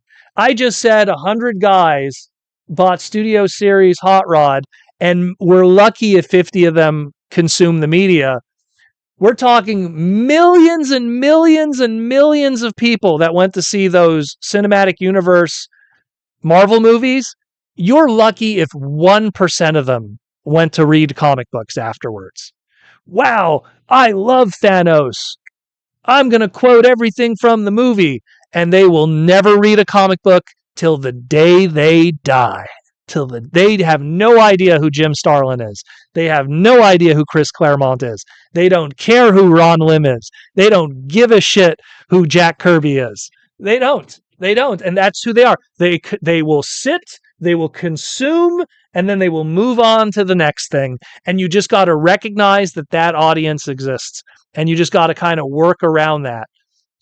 So the Skybound series being on Netflix, it'll definitely bring some eyeballs to the media side of Transformers, but the toy side of it, it's already doing fine to begin with. We're already doing well. And let's be honest, with all the scalping we have to deal with already, do we really need more? Do we really need some of these guys coming in and doing the old Pokemon scalper thing and just buying up a whole bunch of sea sprays and making it difficult for us to buy Cosmos and everything? So maybe it's for the best sometimes. Got to gatekeep it a little bit. Just a little bit. Just a little bit. Got to gatekeep it a little bit sometimes. Tom Laney, I've seen so many new licenses within Magic the Gathering now. Sony properties are now made into Magic. Oh, don't even get me started. Don't even get me started. The new Ninja Turtle set was revealed, and I predict it now. Historically low sales coming up for the Ninja Turtle set. And I don't want that to happen. I love Magic the Gathering, but I predict now, I'm calling it now, historically low sales for Universes Beyond Magic the Gathering Teenage Mutant Ninja Turtles. Even though I probably would like to own a Slash or Raphael Commander card. Regardless. Legendary. Why lag why? It being on Prime should make it super easy access. Invincible Season 4 trailer just dropped. and is building hype like crazy. Yeah, look, I'm on Amazon, on Netflix, whatever it is. You have to understand something about me. I don't really use streaming services. I think I'd rather put my money elsewhere. But wherever is the prime, no pun intended, streaming service, whatever is the best streaming service to have, go for it. Put it there. Whatever that is. I mean, I think it was really smart of them to put Cyberworld on YouTube. I think if Cyberworld was a half-hour show and was on Nickelodeon, Cartoon Network, whatever, I think it would have got half the eyeballs it gets right now on YouTube as a 5-minute segment. Because we saw putting we put BotBots on Netflix and nobody cared, even though it was a good show. So, yep. And it had its own problems, don't get me wrong. Toy distribution problems, but it is what it is. Ronan, I dread to think what Transformers is going to cost after the new 100% tariff here in the USA. The 100% tariff, though, is China. Transformers are made in Vietnam. Different story. Where are we at here? Oh, Ninjatron! The bootleg turtles. Maybe I'll go grab one. I am so sorry. I totally forgot about those. Oh, crap. Ninjatron, you're right. One moment. Let me grab something. Let me grab one.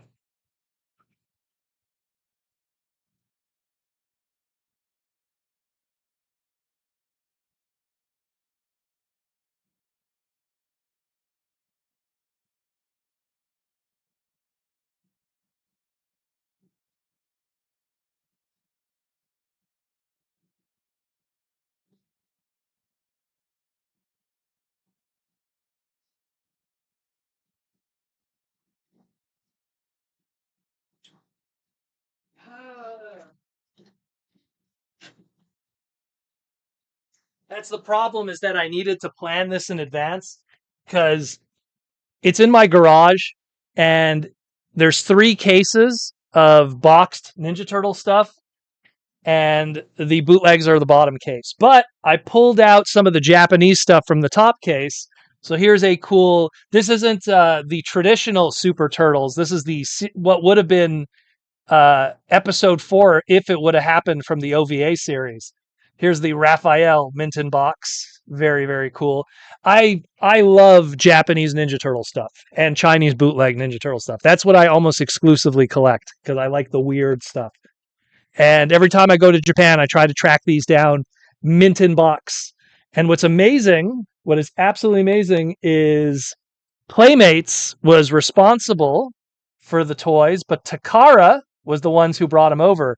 So these guys were on the Takara Transformer side even back in the late 80s, early 90s. So I apologize. Someone please remind me on like Friday or something to take them out. Yay. I totally forgot. Oh, man. Where's Butters? Butters isn't here, unfortunately. It's true, eh? I would have saw him. But yeah, I have a whole bunch of like cool bootleg Ninja Turtle stuff from China. Like different head sculpts and wacky carded stuff. Primarily, and the reason why I buy them, it has to do with nostalgia. I was a poor kid, didn't have a lot of money. Turtles were cheap, but what was even cheaper than Ninja Turtles was bootleg Ninja Turtles. And there was a dollar store that was in a mall near my house, and there was a whole bunch of bootleg Ninja Turtles, and you could buy a Leonardo for $4.99 from Zellers, or you could buy a bootleg Leonardo for $1. And let's just say I had a lot of bootleg turtles growing up. And then years later, I wanted to track those bootleg turtles that I had as a child down. Some of them survived and I kept them because the quality was so low. But some I tracked down, and then I found other carded stuff. Annie knows what I'm talking about because Annie's my sister in the chat here today. So Annie knows what I'm talking about. Annie remembers when we got our bootleg Sailor Moon and Dragon Ball. She knows exactly what I'm talking about. In our mall, we had a bootleg store. It was called, what was it called, Annie? TNT gifts and whatever. And they had bootleg Power Ranger stuff. Well, it was actually technically bootleg Sentai. Like, they had all kinds of stuff. My sister's in the chat here today. So we had a lot of nostalgia for like this kind of Japanese and Chinese material because we couldn't afford the real deal, you know? So yeah, you know? So like I have a lot of nostalgia for that stuff, a lot of it, you know? So like I have a huge collection of these, They're all boxed up. If ever I have like a museum, I'll have it all on display, but well, yeah, it was Annie. It was next to the pet shop and across from the dollar store. I think it was called TNT Gifts. Like I remember it was owned by like two Chinese people. Doesn't exist anymore, unfortunately. Rest in peace, TNT Gifts in the Plaza Côte d'Ivoire back in the day in the ghetto. But yeah, I wish that store still exists. I would go buy it. That store literally existed up until like about I want to say like 2011 because I remember going in there and they had bootleg Bomberman toys and I bought those. Like they still kept getting bootlegs all the way up until then. But yeah, I have a huge box of a bunch of bootleg stuff. You got to remind me, guys. Remind me on like a Thursday or a Friday and I'll dig it up. And because there's so much cool stuff in there. So much cool stuff. This one was at the top of the Japanese box. So I was able to pull this one out. But I love this one too. Very, very cool. I have so many of them. Every time I go to Japan, I try to track stuff down.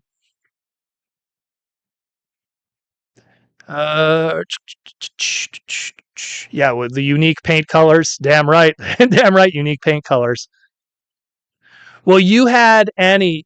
Annie's first Ninja Turtle was Donatello. You bought it from the country house when we went up.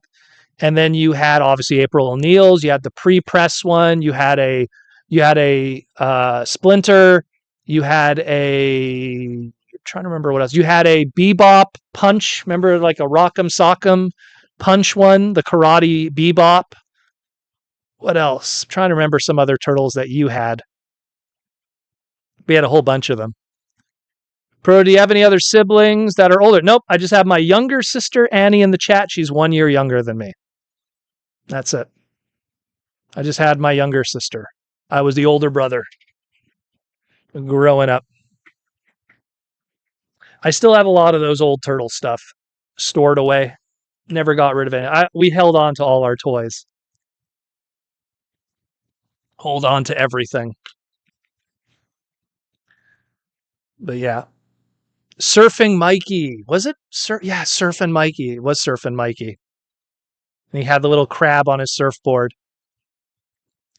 Sarah says, no idea what kind of yokai Megatron will turn into. Some people are saying dragon, Sarah. That's probably the one that makes the most sense from a historical standpoint, a dragon Megatron. 100%. T-Formers 2002, maybe when you do the stream on the early week TFCon coming up. Yeah, it's true, eh? I could do it on the early stream because... No, wait, when am I leaving? I'm going to be probably leaving for TFCon late Thursday. I don't want to do it the day that I'm getting on a plane because I have to get there early because of customs and going through the border because all us Canadians are crooks, apparently. Maybe I'll do it on a Wednesday stream. We'll do something during the day. That'll be cool. I'll have to remember that, though. I don't want to forget. Man, I can't believe I forgot that. It would have been so cool to bring that on the stream. Damn. Because there's so much cool stuff there. There's a lot of stuff in my collections that are weird stuff that just isn't... It's not that it isn't documented, but it's not like commonly known. Like, you don't see a lot of this kind of stuff out there. You don't see a lot of the bootleg stuff. And that's the stuff that I like to collect. I like to collect the weird stuff, you know, like I have here this like bootleg Starscream keychain that I got from a bodega, a dépanner nearby. I also got the Hot Rod one. You know, I like that. I like weird stuff. I like weird stuff. Yeah, I know. I see. I'm going to get the haircut. I got to get the haircut. That's for sure. Got to get a haircut before TFCon. Desperately in need of one. But yeah, for sure we're going to do that. Are we already? Oh man, we're already past the 2-hour mark. Oh crap. So we are done for today. Thank you, everybody. We topped out at about 150 people today. Good stuff. So I'm going to get the haircut. Here's my comb, by the way. It's called the bone comb. Uh-huh. But yeah, going to get me a haircut with the bone comb.